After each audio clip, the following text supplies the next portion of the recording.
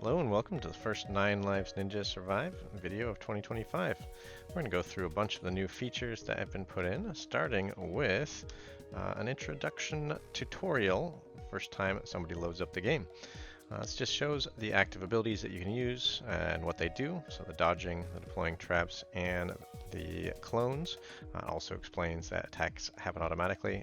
When watching folks play, there was definitely some that were looking for the attack button or trying to figure out how that worked exactly. This will pop up the first time somebody starts a new game, and that can then be reviewed in the settings screen as well if someone forgets or wants to go back and see this again.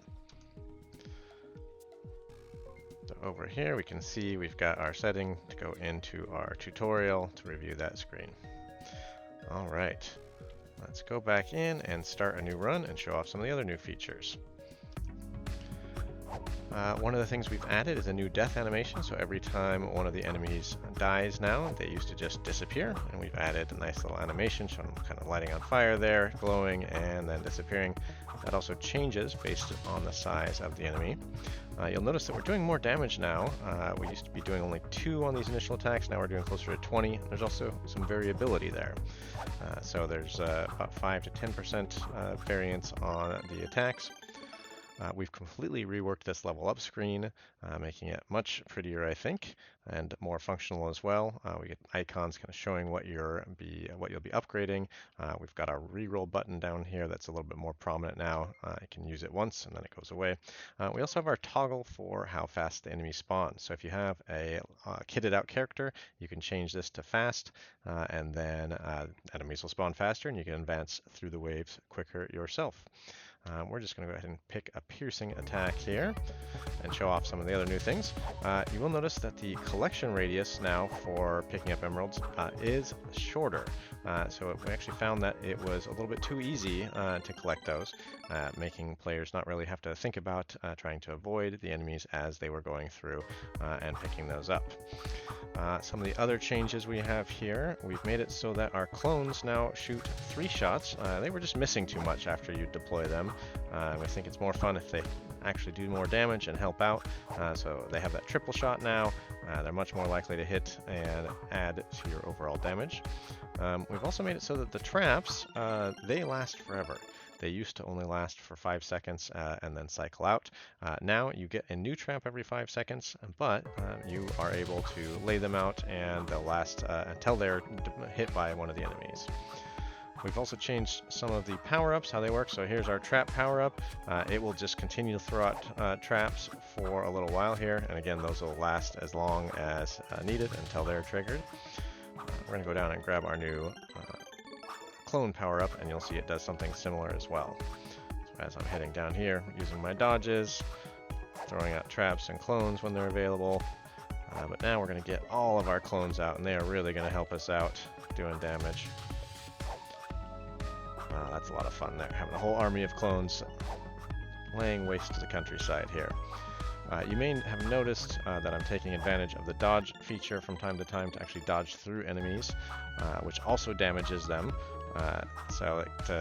while also providing invincibility frames.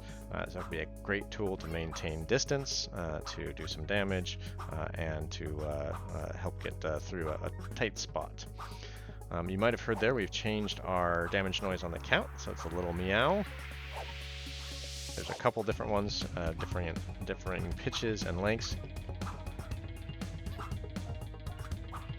We also have changed the overall balance of the game to make enemies have more health to compensate for some of the higher damage that we're doing now. But overall, enemies should start out a bit slower and a bit easier to kill than they were before. You're noticing most players were spending the first game or two just running away and never really having a chance to kind of feel powerful and really get a build going. So we wanted to have that in there, and have changed the balance on that, and may change it some more based on feedback as we move forward. Let's see, what else do we have in here? I think we're actually going to go ahead and get to a death screen. We have a fun new Yow in there as well. I'll do that pickup range. It's now a more impactful upgrade.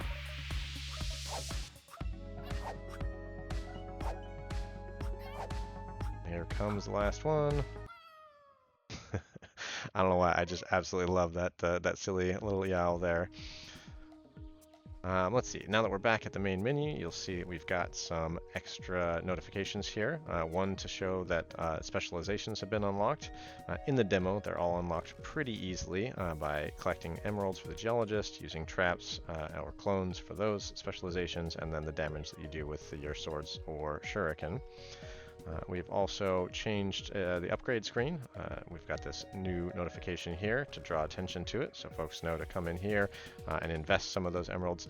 I'm using a cheat account here, so you're generally not going to have this many, but here we can go through and upgrade some of our sword stats. And actually, we're going to switch ourselves to a swordologist and then go back in and show a little bit of how an advanced build might look. So here, you can see the sword is fully surrounding us when it goes out, attacking a lot for a lot more damage, 100 at a time here. I'm going to use a cheat to advance the level, and we're actually going to go down and put the enemy spawning at higher, and let's re-roll. That's fine. So you'll see with that, now we're getting twice as many enemies, but we're still advancing at roughly with the same amount of kills. So we'll advance through the levels faster here. It'll make it easier to get to the end boss that we've got in this demo. I think that covers most of the changes. We've also fixed quite a few bugs. Power-ups used to cancel it if you got one in the middle of a level up. That's just one example of bugs. We've got a whole list of patch notes on Steam, and if you haven't yet, head on over there and try out the free demo. Let me know what you think. What do you like? What do you not like? All of the feedback that I'm getting is being considered and going into the changes here, along with the stats that show which power-ups are actually being used, which level-ups are having the biggest impacts, and which things are not as popular or not as used. So thanks as always for checking out this video, and hope to see you in the next one. Take care.